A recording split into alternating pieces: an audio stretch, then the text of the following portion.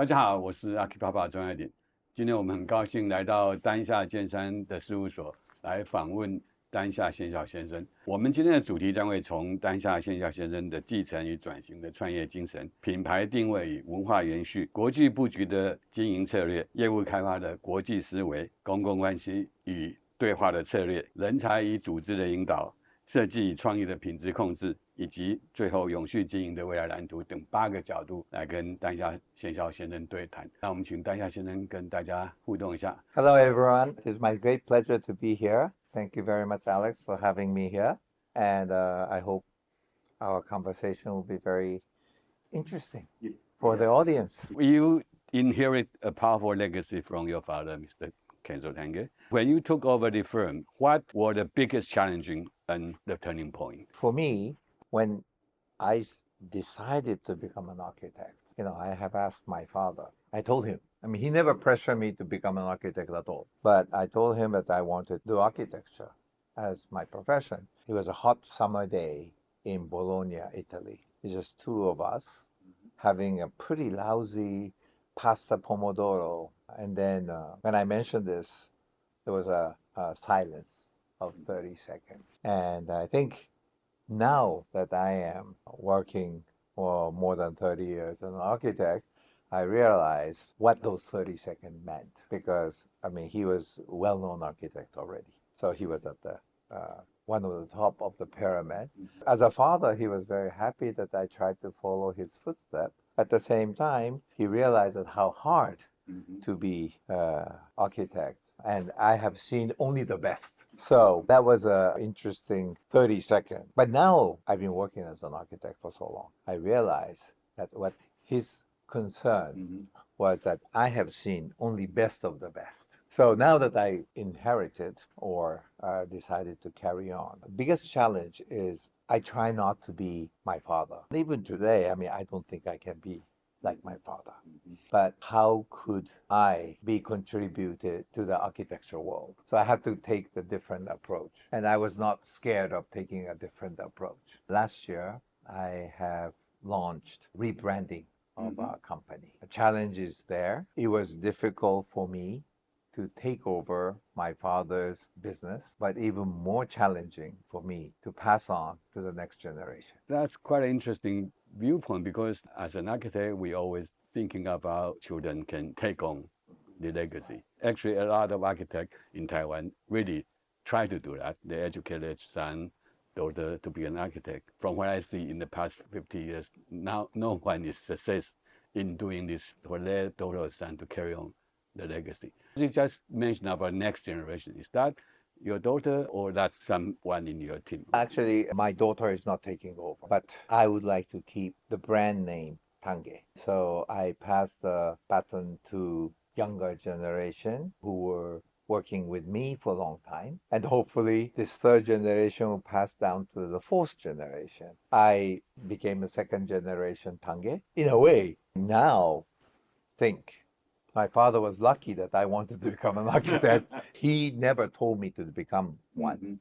I wanted to become one. So my task to 10 years from now, it's time for me to see how the transition works. I'm just started rebranding and then passing to the next generation. This is a new beginning and also a way of an architect to transform into an entrepreneur, a more corporate business. I did just mention the turning point. That turning point is the moment that you took over the operation or now? Now meaning that after 20 years took over the operation, now you come to this decision. Let's talk about this turning point. When I took over, as I said, I didn't want to be a Kenzo Tange. I did not think I could be the star architect, but we wanted to change to a more atelier type architecture for sure.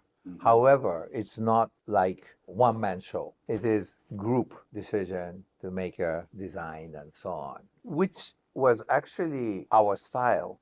Even Kenzo Tange time, we always had a design team, and my father gave the liberty to work on free design for a short period of time. Then we put together the review in a way in front of my father, and then he would see good part and not so successful. He, with his experience, he can see where the design goes. It's always in our heritage to do this kind of design process. So it's nothing new, really.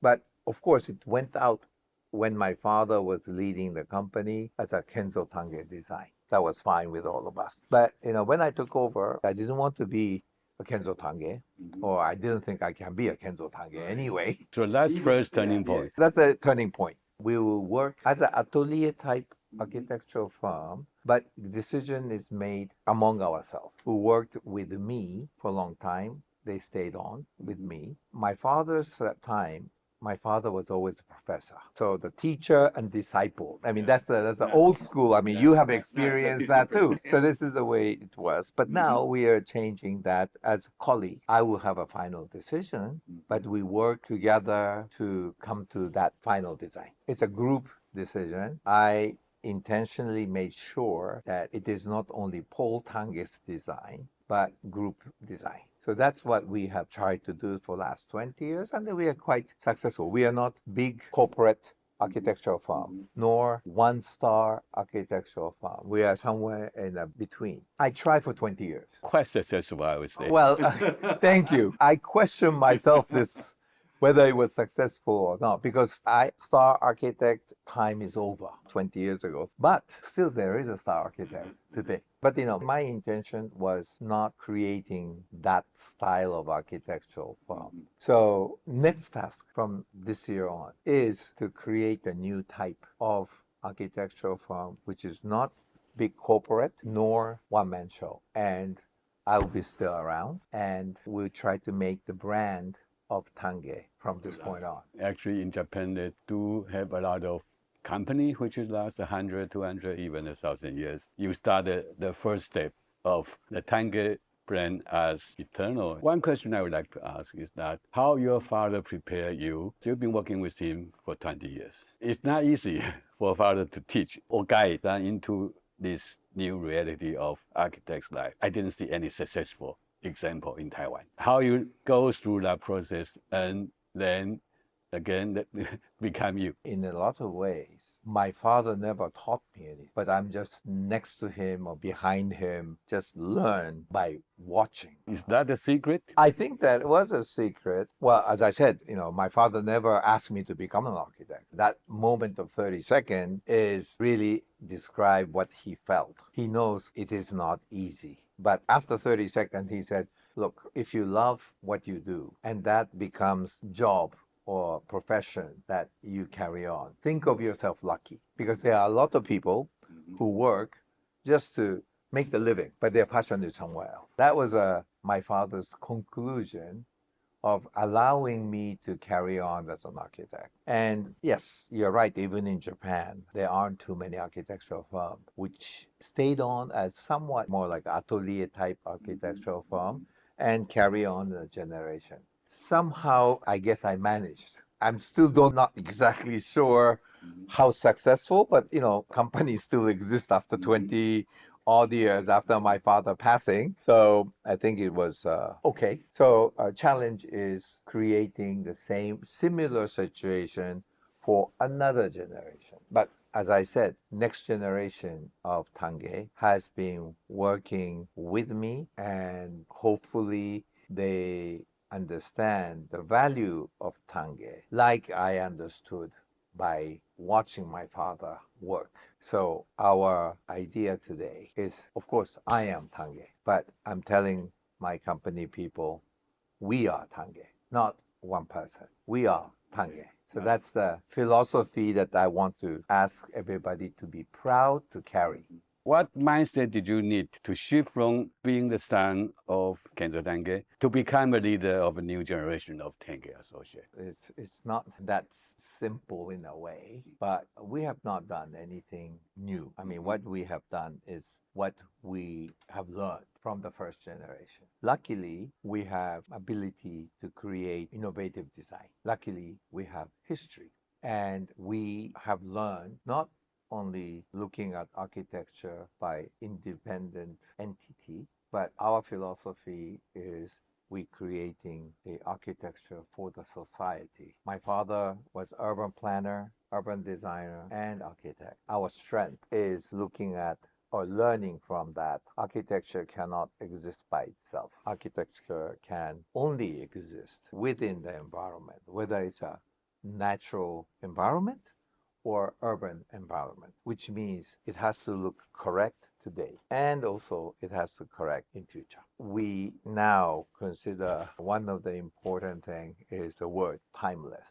Timeless is a kind of passé word in some ways, but we really believe architecture has to exist today as a nice architecture, and hopefully in 50 years from now, it's still looking correct. Even the environment may change, it can still stand tall. So we also said to ourselves, is this design essential? So essential design. We are not the car designer. If Toyota or Mercedes can be well fit in very hot weather of Middle East to very cold weather in Iceland, the car is the same. I find that kind of design approach amazing because we, as an architect, we have a site, particular condition, and you create the building. That building cannot go somewhere else. But car design or product design can go on for anywhere in the world. So we have a different approach. But I think what we are proud of doing, this essential design, it will fit in that particular location in the best way, well suited. How you find your own voice, your own character? Let's talk about this issue. Yeah. We always respect the culture, tradition, history of where we are designing the building. We cannot just isolate ourselves. So we try to understand the environment and understand not only site condition and that kind of physical thing, but the historical tradition. Because at the end of the day, the building has to be appreciated by people who are using it, which means that country or area, those different elements, not only the functionality of the building. To do that, you really have to understand that culture. And that's why actually we collaborate. We have collaborated with you. We've known each other for more than 30 years. And our collaboration must be good because otherwise we are still talking, right? I think we are very fortunate because we are 80 people operation and we are strictly design firm. Since we are working in so many different countries, as we speak, we are working in 10 different countries.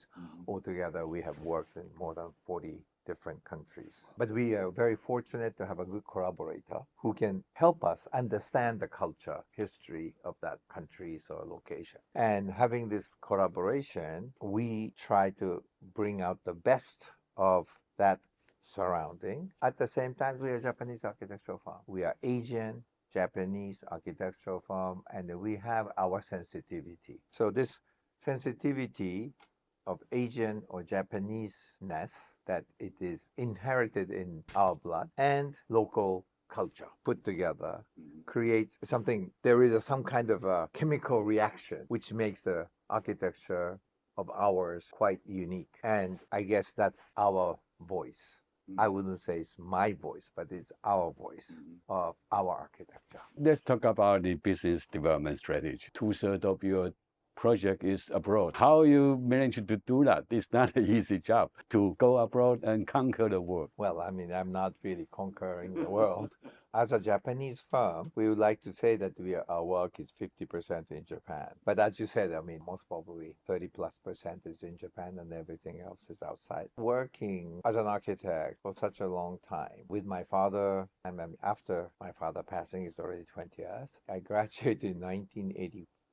40 years. So half of it is with my father, half of it without my father. And I learned that, or I came to a conclusion, I would say, there is no border between countries to country. And more so today, no border of functionality. Because how are we going to look at her function? Of course, different border, one country to another, everybody understands. But in the functionality, if you stay in a long period, spend a lot of time in one place, that is what you call office. And if you stay temporarily, you call that hotel. You sleep long time in one place, it's called residence. That's it, I mean, but even that barrier is disappearing, especially after COVID. Because you stay in your house, you work, sleep, eat, everything in one place. We are specialized in residential architecture, office architecture, public building, etc. But nowadays, even that is disappearing to me. So at the end of the day, we are designing a building for people, majority of times. Sometimes we have designed a building for animals too, but mainly people, right? To me, country to country, no border. Even the functionality, no border. We are creating a space for people, and we are creating a space, hopefully, end user will feel comfortable. So our motto, in a way, is not big building, tall building. We create a space for people, comfortable space for people. It is a very great perspective in terms as an architect. Originally, I see our company before I joining. At that time, going to the different countries, the world has changed after my father passed. Last 10 years or so, I was working with my father, learning at the same time, he's giving me certain decisions, the power of making a decision. He was somewhat training me without really telling me that. But after taking over, the world has changed dramatically. Let's say 20 years ago, we still thought about where is more like economically strong area. In 70, Japan was building up economically very strong. Middle East with oil became very important area. Then Asia started becoming very big. Before that, it was a bubble economy in Japan. But you can really target the area, even when I took over first. But today, we cannot target like this. It's a global economy in a way. If American president make a certain decision, everybody get affected. So there are no area that we can say it is very strong. I made a clear decision that we get focus on a certain area at certain period. Sometimes I make a mistake, but when China was doing very well, that we see the possibility, we have tried.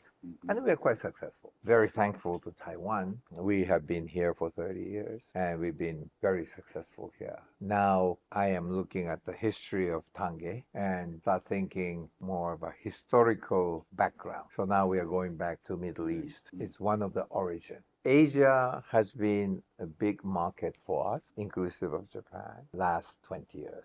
It's a globally known that the economical strength was in Asia. But now it's shifting a little bit. I'm not a very good businessman, but I try my best to see where we have a possibility to expand. The decision or the strategy to go international, I would say, a successful one for your company's development, because not many Japanese architects be able to achieve this successful situation. Now, let's talk about the Taiwan market. Over 30 years, delivering at least 100 project, 100 high-rise building in Taiwan. I will say you are the most successful Japanese firm in Taiwan. What strategies or philosophy to help you to achieve this long-term success in Taiwan? I have a good collaborator. And within our team, we have a good team of people who are really understand the culture of Taiwan. Luckily, Japanese culture and Taiwanese culture, I feel it's very close. I think it is something that I feel some of the old good Japanese culture are still here in Taiwan. And so I felt very comfortable being here. And someone like yourself, many of my friends here were very supportive of our business here. It's nothing better than one client giving a good word of our work than us promoting ourselves. And one client to the another, one architectural collaborator to another, they worked with us and then they said, well, Tange is quite good. One thing led to another, and we are very fortunate that we have a network of good friends, good clientele. One thing led to another. We have repeated clients, not only one or two, but more than that. Other clients will see this as a good service provider. So architectural success as a design solution provider, at the same time service provider, we somehow manage to continue, or client feel that we provide a good service, therefore they can recommend us to other clients. In this case, this is a very typical strategy. People lead to another client, lead to another client. Your communication skill, that makes the difference? Well, if you say so, then maybe. But you know, it's not only me. I have a very strong team who is ready to provide whatever the needs of the client. Of course, because time is an essence, and especially today's world, everything is moving so fast. So I guess if we try to prolong the process, somebody will beat you. So we have no choice. But at the same time, we try to not only stay as an architect, but whatever the possibility that we can assist, we'll try our best. 30 years ago, when we worked together as a team, and I see you guys come in and do the presentation and go back, it spends so many time, so many energy, so many effort in your proposal, your presentation. And so I asked Mr.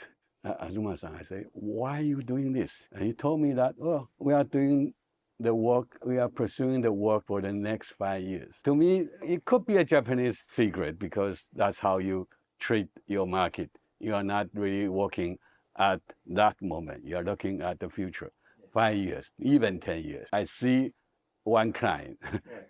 After 10 years, they come to you. Let's talk about this so-called secret. It takes a lot of courage, money, energy to do that. How your company work like that? Well, I mean, luckily, as I said, I have a good collaborator within a company. Like, as you said, Mr. Azuma has been working with me for more than 30 years. He can never retire. Bad news for him. Bad news for him. Unfortunate for him, fortunate for me, because it was my father who told him, you take care of my son. We are quite fortunate because I'm a second generation, and we are not looking at this company as a company. It is something that we will have to carry on. So that's why I want to rebrand our company last year, because I was younger before. But I will continue to work another 10, 15 years. I want to make sure that next generation is well groomed in a way. And I have many good collaborators who are my age or even senior, like Azuma-san, but they are there to see with me, to see the next generation grow. This is the reason that I did it, rebranding last year. Rebranding is just the beginning. Success of the next generation will happen in 5 years down the line, 10 years down the line. That's the way we always look at. It's easy for us to have one-shot project and move on to another client and another client, another client. But we don't believe in that. It's a relationship that we treasure. So size doesn't really matter, but if I see that, future collaboration with the client or local architectural firm or local engineers, we cultivate that. So we say that we are 80 people operation. We are this strictly design architectural firm. But with us, someone like yourself, someone like engineering firm globally, in a different part of the world. So we are a family of 200, 300 people. We try to help each other to be successful together. Okay. We are not fighting to take each other's job or anything like that. There are enough work to be provided to the society. And I think in Taiwan, I learned this, or the many developers, clients, they are good to each other. They work, competing each other during the day. But at night, they can have dinner together, having a good time together. This is something that Taiwan taught me. My generation, when I came here, I was dealing with much older generation. That was my first generation of experience in Taiwan. Then somebody in my generation, like yourself and other clients. And then now, one generation down, they are my client. And even one generation down. So like I have served maybe 4 generations of Taiwanese clients. And I learned from them that they are not only the competitor, they are good friends too. There are enough building for every architect to design. We don't have to go take somebody's project from others. I feel that, Taiwanese real estate developer is something like that. Of course, daily basis, of course, there is a competition. But what I see is that they're good friends besides from good competitor. It's really not easy to say for different generations in Taiwan. That's a very tough relationship build up. It's not an easy job. I don't see any architect in Taiwan has successfully managing to get to this 4 generations. There's a relationship build up skill behind this. It's not only me. We are Tange. We have many different group of people that dealing with the client. Sometimes it's quite difficult. Different character of people can show. At the same time, we are very sincere. What we want is the best for the client. But client has a budget, then we accommodate that as well. We are not like say, no, this is the only way that architecture should be. If there is an issue, many different ways, or the government asks different tasks, or the government change the policy, then client has to accommodate that, which will be coming towards us within reason. We try to do whatever the modification. Eventually, we help them, then they'll help us. We are creating not architecture or urban planning. We are creating a society. At the end, if it's good for the society, client will be happy, will be more successful in this society. Let's talk about the new generation, the 40 years, the new developer generation in Taiwan. How we communicate with them? Actually, it is very interesting because that you asked me this question, because I'm always asking the same question to myself. But one thing is a big difference. We used to accommodate more with first generation Taiwanese clients. Fortunately, we have a global experience. But when I first came 30 years ago, clients were much more conservative. And we went along with it, not in a bad way. We have to learn what their preferences are, etc., etc. The next generation are much more open, but still very traditional. They understand they have to respect the older generation, but at the same time, globalization or Taiwan being more open, that trend is coming. And they are educated not only in Taiwan, but in a different part of the world. So this was turning point one. Then the third generation became much more global. Even the color schemes and material selection, not only architecture side, but all these things has become much more international or global, and much more so on the fourth generation. I'm in 60s. Youngest client is in their 20s. We are very fortunate because a lot of times maybe that generation gap, they would say, oh, I don't want to use grandpa's architect. But it is in our tradition. We are very adaptable.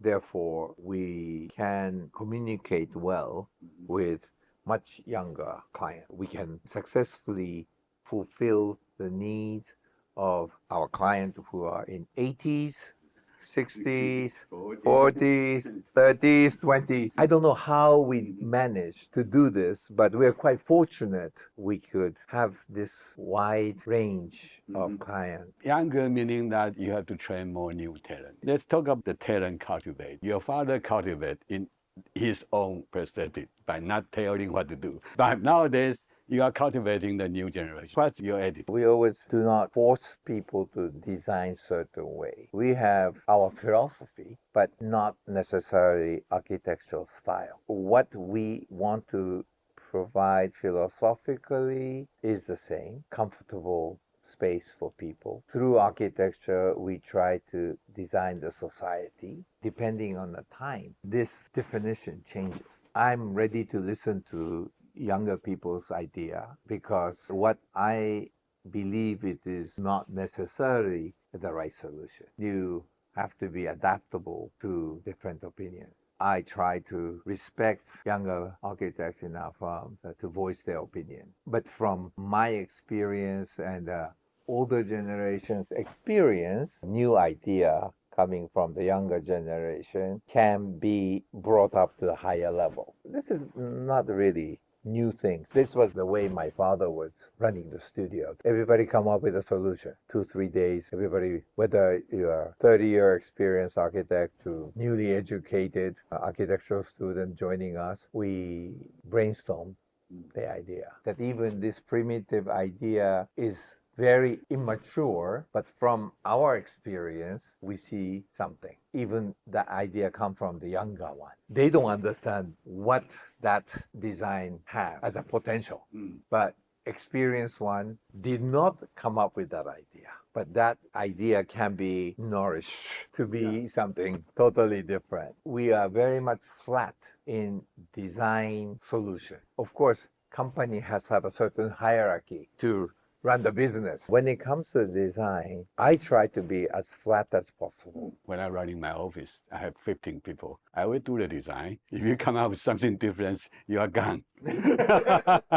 So as an architect, by taking your position, I think with your father set up as an example, you know that's the right way to do, and you are cultivate your young generation. You've been running this operation for the past 20 years. Let's talk about the leadership issue. How you define your leadership in Kansas City? I thought idea of star architect was over 20 years ago. I try to do that. I was wrong. Even today, there's a star architect, right? But luckily, these 20 years, we struggle in certain way. But we still think that this idea of having group decision-making process and creating a very unique architecture can be accomplished. So in new rebranding, we have to look at individual. I mean, we want everybody to be an architect, proud to be an architect, but not necessarily only the person who does unique or exceptional design is the star, because there's always supportive role. The business cultivation person could be a good leader because they put everything together. It's not necessarily brilliant architectural designer is a good leader. Everybody has a role. So we have to evaluate leadership from different perspective. And that's what we try to do. We don't have such thing as a award system within a company. Let's say leadership award. If that thing exists in our company, it is not necessarily somebody who came up with a brilliant competition-winning design, but somebody could manage that design solution into the real architecture, could be a good leader, or business cultivating person could be a good leader. Usual atelier type architectural firm, the good design provider becomes a leader. But we try to create a new type of architectural firm. It has to be a good balance, more like a corporate type of architectural firm to a design-oriented architectural firm. But we are somewhere in the middle. It doesn't have to be a one person leading, because if you create one person leading, the next generation will be tougher. Somewhat we manage from Kenzo Tange to Tange now. I am telling everybody, please maximize my existence for the next generation. Let's talk about the design management. The creative management is the most essential talent in architectural practice. Let's say the definition of good design. How you define this issue? We are not painter nor sculptor. I mean, of course, good design, beautiful design. But we have a very essential thing, which is architecture has function. That has to be fulfilled. My father actually even said more dramatic statement. Beautiful thing is the most important function. He has said that because when he was making this statement, the society is such. Many of the clients will say, oh, I don't need a beautiful building. I want a functional building. But in his mind, and then I believe that too, the beauty is a very important function. Because if you see the beautiful building, you always want to go there every day to work, or you want to go home to this beautiful to stay there. So beauty is a very important function. But when my father was saying this dramatic statement, especially Japanese society was denying this factor. Just being functional is good enough. We don't need the beauty, because Japanese society is much more modest or reserved, don't want to stick out. Here I am is not a good attitude. We are very strong, but modest, low-key. So that was my father's statement. But today, it is different. Of course, we have to fulfill all the needs of the client. And why not beautiful architecture? No harm, right? As long as to create this beautiful architecture does not cost you double. And there are many architects who push that part, and then the client will have a financial issue later. It doesn't have to be that way. We try to spend our clients' money well. We don't go for our ego. We know their budget. If we add extra value and they gain from it, why not? Adding beauty into your architecture is good design. Yes. That's an important point. Now let's talk about your book, the 72 hours. Yes. Don't tell me you read that book. It's very old. It's already almost 20 years old. Really? I thought it was 10 years. Or something like that. Something like that. But you did mention about this kind of life philosophy that you inherit from your father, the 72 hours focus. Let's talk about this philosophy. To me, it's a very inspiring story to tell, but a very inspiring attitude to work with. When you hear 72 hours, what is the number? What my father was telling me is like you have to concentrate more than anybody else to think about solution. Many people say my father was a genius, and then I believe so too. But being genius doesn't come out of the blue. I see my father constantly thinking about things. My father is watching a samurai movie, but he's not really watching. But he likes the movies like samurai movie because a good guy always wins. He loves Jackie Chan's movie because Jackie Chan never die. And James Bond movie, he always mission accomplished. Even those days, those moments, now I think about it, my father was thinking of solution. And then me too, I learned that not only sitting in front of the desk or with a computer, still I'm walking around with the tracing paper. You can see on my desk, there's my sketches. Even this situation, I'm constantly thinking. So 72 hours, meaning you have to do more than anybody else to be successful. I decided to write that book because before I forget, I wanted to describe Kenzo Tange as a human being because there are so many architectural historians talk about Kenzo Tange and his architecture, but there was no documentation of Kenzo Tange as a human being. That's why I wanted to write that book before I forget how I saw him as a father, and then he becoming much more of a professor or teacher. And being besides him, I see many human beings, Kenzo Tange as a person. And I just wanted to document that. That was his philosophy is really you have to concentrate more than anybody else to come up with a good solution. To me, this 72 hours kind of philosophy is really inspiring to me. Let's come to the final point, actually, is the beginning when you are talking about the rebranding issue. How you see the next 10 years of the new Tange? The first generation was always Kenzo Tange, and everything was Kenzo Tange. That's why our architectural career, my architectural career, happened after my father passing. You become an architect after graduating from school, age of 25. Right now, in that scale, I'm only 45 years old, 20 years. But in actuality, I'm 67. Maybe I'm slow starter, but I have 20 years with my father. Those 20 years, everybody who worked in our company was working under Kenzo Tange. All the project went out as a Kenzo Tange's work. I try to change that attitude. It's not Paul Tange's architecture, but Tange's architecture. That's why we are saying we are Tange. It's not me carrying the family name of Tange is Tange, but whoever worked with me in our company is Tange. And proud to be that part of the family. This is something that I have to teach, and I think people who are working with me now for a long time, I think they already feel that.